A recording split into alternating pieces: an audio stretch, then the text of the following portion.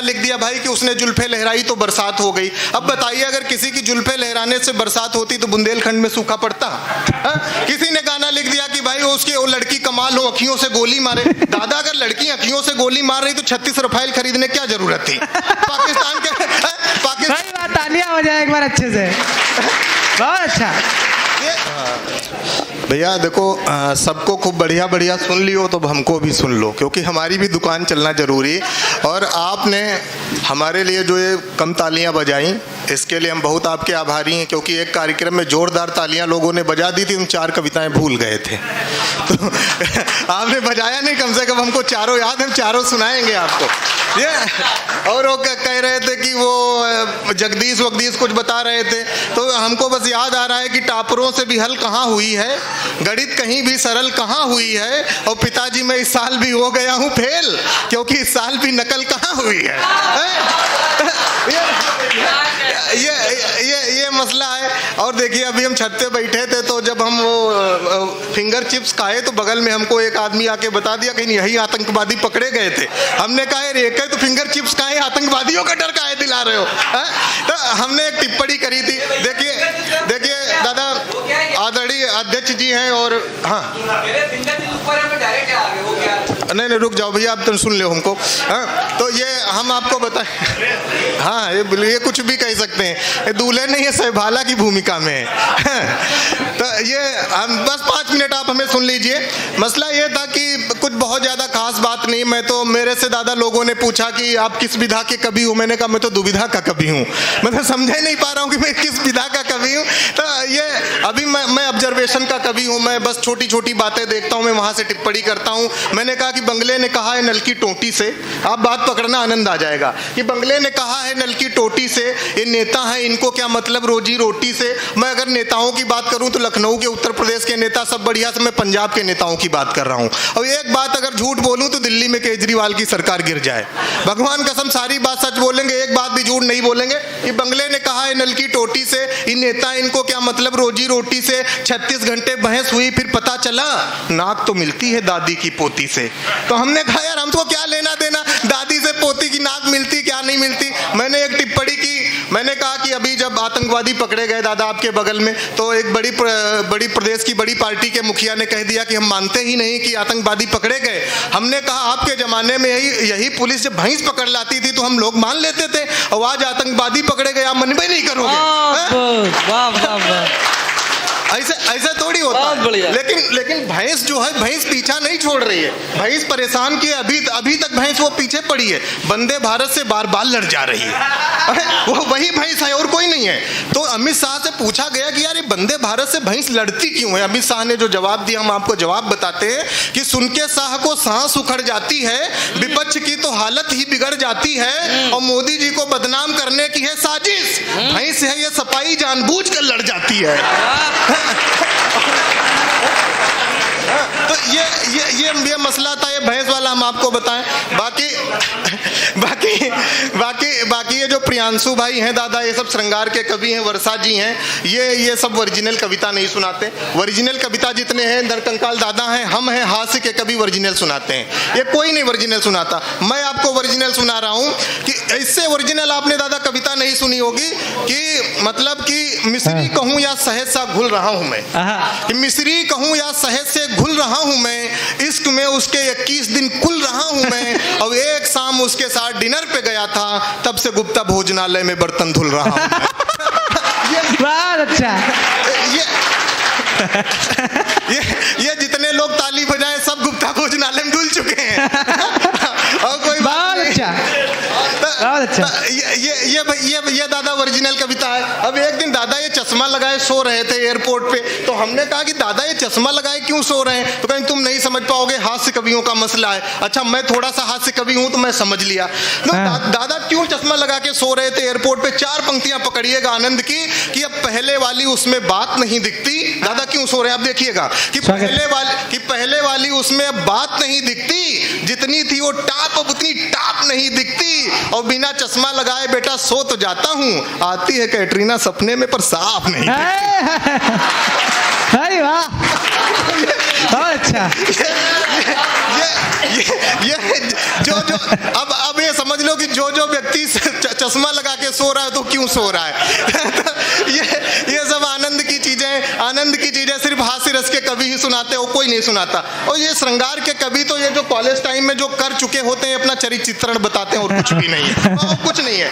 हम बिल्कुल प्रियांशु भैया, हम आपको दादा ओरिजिनल बात बताएं, हम घटनाओं से बने हुए कवि हैं। हमको लखनऊ से सीतापुर जाना था दादा, हम बस में बैठे और बस वाले ने तुरंत गाना बजा दिया, सफर आखिरी है मेरी जिंदगी का। हमने कहा यार तुम्हारी जिंदगी का आखिरी होगा, या तो ये गाना निकाल दो, हमें बस से उतार दो। बस वाला उत्तर प्रदेश परिवहन का, तो हमको कान पकड़ के उतार दो।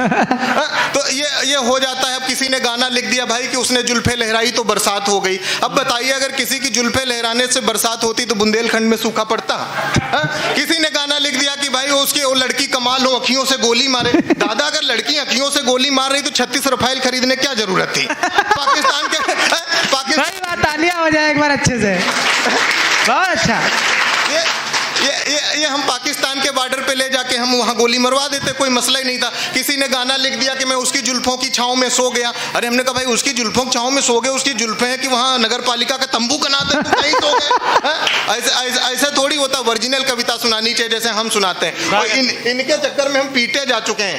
इन्हें किसी ने गाना लिख दिया था कि क्या तुम्हें पता है गुलशन मेरे दिलबर आने वाले। उस जमाने में हमारे दिलबर थे, तो यही गाना हम गाते हुए जा रहे थे, लेकिन दादा टाइप का एक व्यक्ति जा रहा था सामने, भगवान कसम चाचा मिलती थी सकल।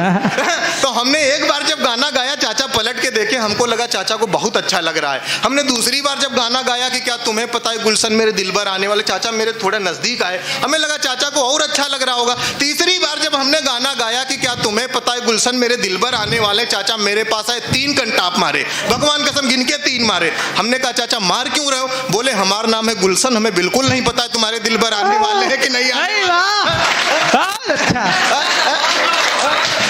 अगर दिलबर को करो फोन, यार हमारी खोपड़ी का है चाट रहे हो। तालियां हो जाए एक बार, बहुत अच्छा। एक्चुअली मसला ये था, दादा ने थप्पड़ मारा था, दादा का नाम नहीं लिया इसीलिए माला। ये होता है। तो हम ओरिजिनल कविता सुनाते हैं कि पहलू जो अन छुए हैं उन पहलुओं पे बात हो, इश्क में जो कूटे गए हैं उन मजनुओं पे बात हो, और उसकी जुल्फे हैं घटा कतई ही नहीं। अगली पंक्ति में आप वर्षा जी की तरफ देख सकते हैं कि पहलू जो अन छुए हैं उन पहलुओं पे बात हो, इश्क में जो कूटे गए हैं उन मजनुओं पे बात हो, और उसकी जुल्फे हैं घटा कतई ही नहीं। उसकी जुल्फों में जो जुए हैं उन जुओं पे बात हो। ये जुल्फों में जुए हैं और कुछ घटा वटा कुछ नहीं है। सोमनाथ भैया के बाल ही नहीं, उनके जुआ कहाँ हुई है। तो ये मसला है। मैं दादा और 4 पंक्तियां ओरिजिनल सुना देता हूँ। अच्छा एक चीज ये भी होता है कि सारे कवि आएंगे कहेंगे मैं दादा को प्रणाम करता हूँ, दादा तक पहुंचना है, दादा सोचते हो माइक छोड़ेगा तब तो हम तक पहुंचेंगे। दिक्कत ये भी होता है।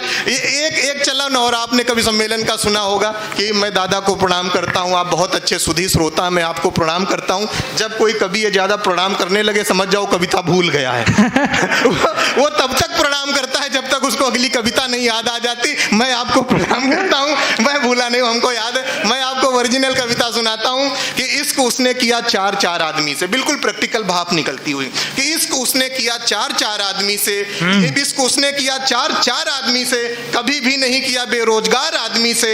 और पति यहाँ भी नौकर है, पति वहाँ भी नौकर है, मिलते ही छीन लेती है पत्नी पगार आदमी से। ये ओरिजिनल कविता है। तो हम लोग जो सुनाते हैं सब ओरिजिनल सुनाते हैं। दादा अभी किसी बड़े हीरो के लड़के ने चरस पी ली, मीडिया को बहुत दिक्कत हो गई, कहने लगे वो शाहरुख खान का लड़का भाई चरस क्यों पी लिया। हमने कहा इतने बड़े हीरो का लड़का भाई चरस नहीं तो बीड़ी पिएगा, चरस ही तो पिएगा। हमने कहा कि हीरो हीरोइन नाप की पी रहा है, ऐसी वैसी नहीं टाप की पी रहा है। मीडिया वालों तुमको दिक्कत क्या है, लड़का अपने बाप की पी रहा है, पीने अब बहुत ज्यादा समय नहीं है, बस 1-2 मिनट में अपनी बात को खत्म करता हूँ। अभी हमें दादा को सुनना है, माँ जी को सुनना है और प्रख्यात भैया को सुनना है। हमें क्या है कि मसला ये है कि अभी दादा प्रख्यात भैया को हमको इस कार्यक्रम में बुलाना था, तो प्रख्यात भाई ने फोन किया इनको, प्रियांशु भाई को, नहीं कोई दिक्कत नहीं, हम पानी नहीं पियेंगे, ऐसा सुना देंगे। तो ये प्रख्यात भैया ने प्रियांशु भाई को फोन किया, कहने लगे कि वो सौरभ जायसवाल को हम बुलाना चाहते हैं। तो प्रियांशु भाई ने कहा कि यार सौरभ हास्य का बड़ा, कभी ये 25 से 30 हजार में कम में नहीं आएगा। प्रख्यात भैया ने कहा कि यार प्रियांशु तुम्हारा दोस्त है, बात कर लो, कुछ कम में आ जाए, आप हमारा पेमेंट जान के आपको आनंद आए तो तालियां बजाइएगा। प्रियांशु ने कहा कि यार वो बुलाना चाह रहे हैं, लेकिन टाइमिंग हमारी इतनी खराब है दादा ना, कि अगर हमारा कहीं सम्मान 9 बजे होना होता है तो हम 8:59 पे अपना अपमान करा लेते हैं। प्रख्यात भैया को हमको डायरेक्ट फोन आ गया, कहने लगे कि दादा के यहाँ कभी सम्मेलन है। तो हमने कहा उसके लिए बधाई। कहने लगे कि हम तुमको बुलाना चाहते हैं। हमने कहा उसके लिए हमें बधाई। हमने कहा देखो प्रख्यात भैया, आधाई बधाई अपनी जगह पे 3000 से कम में नहीं आ पाएंगे। ये बिल्कुल आनंद की चीजें हैं, बस लोड बिल्कुल भी नहीं लेना है। मैं 4 पंक्तियां सुना के अपनी वाणी का समापन करता हूं। मैंने कहा कि सुबह बदलेंगे शाम बदल देंगे, कि सुबह बदलेंगे शाम बदल देंगे, महफिल में मिलेंगे तो जाम बदल देंगे, और भेजना है चिट्ठी तो उसके शहर जल्दी भेजो, योगी जी पता नहीं कब उसके शहर का नाम बदल देंगे। कि योगी जी उसके शहर का न जाने कब नाम बदल देंगे। देखिए अभी तक मैं आपके होंठों पे मुस्कान लाने का काम कर रहा था, ये मेरा कर्तव्य है, लेकिन मैं कविता के मंच पे खड़ा हूं तो कविता करना मेरा दायित्व है। अब मैं अपने दायित्व का निर्वहन करके 2 मिनट में मैं अपनी वाणी को विराम देना चाहता हूं। तो मतलब मैं अब 2 मिनट में आपको कविता सुना देता हूं कि जो उसने किया था सब काम लिखा था, कि जो उसने किया था सब काम लिखा था, जीवन का सब परिणाम लिखा था, चूम कर पत्थर को एक मार रो पड़ी, पत्थर पर शहीद बेटे का नाम लिखा। बहुत अच्छा, कि पत्थर पर शहीद बेटे का नाम लिखा था। और मैं कविता सुनाता हूं कि दादा की थूकना भी एक प्रकार की कला है, कि थूकना भी एक प्रकार की कला है। आप यहाँ वहाँ थूक कर अपनी थूकने की प्रवृत्ति को खराब कर रहे हैं। मैं बताता हूँ कि जिन जिन जगहों पे थूकेंगे तो थूकना सार्थक हो जाएगा। अपना बगल का पड़ोसी देश पाकिस्तान है, वो कहने लगा हम कश्मीर पे कब्जा कर लेंगे। उनके वैज्ञानिक जब मिसाइलों का परीक्षण करते हैं तो मिसाइलें उतनी दूर भी नहीं गिर पाती जितनी दूर हमारे उत्तर प्रदेश लखनऊ का आदमी कमला पसंद खा के थूक देता है। वो कह रहे हैं कि हम कब्जा कर लेंगे कश्मीर पे। तो मैं आपको सुनाता हूँ कि थूकना है तो दहेज के लोभी बाप पे थूकिए, कि थूकना है तो दहेज के लोभी बाप पे थूकिए, थूकना है तो घूस लेते सांप पे थूकिए, थूकना है तो पुड़िया पान बेचते अभिनेताओं पे थूकिए, और थूकना है तो लाशों पे राजनीति करते नेताओं पे थूकिए। बहुत अच्छा। थूकना है तो लाशों पे राजनीति करते नेताओं पे थूकिए, और थूकना है तो भारत तेरे टुकड़े होंगे इन नारों पे थूकिए, कि थूकना है तो भारत तेरे टुकड़े होंगे इन नारों पे थूकिए, इन नारों को सुनकर चुप मौन बैठी सरकारों पे थूकिए, और थूकना है तो मन चले मन बढ़े सयानों पे थूकिए, और थूकना है तो राजनीति के इन बयानों पे थूकिए। रुकिए ठहरिए देखिए, थूकना एक कला है, जी भर के थूकिए, यहाँ वहाँ थूक के धरती माँ को गंदा न कीजिए, अमर शहीदों की शहादत को। बहुत अच्छा, बहुत जोरदार तालियां एक बार हो जाए।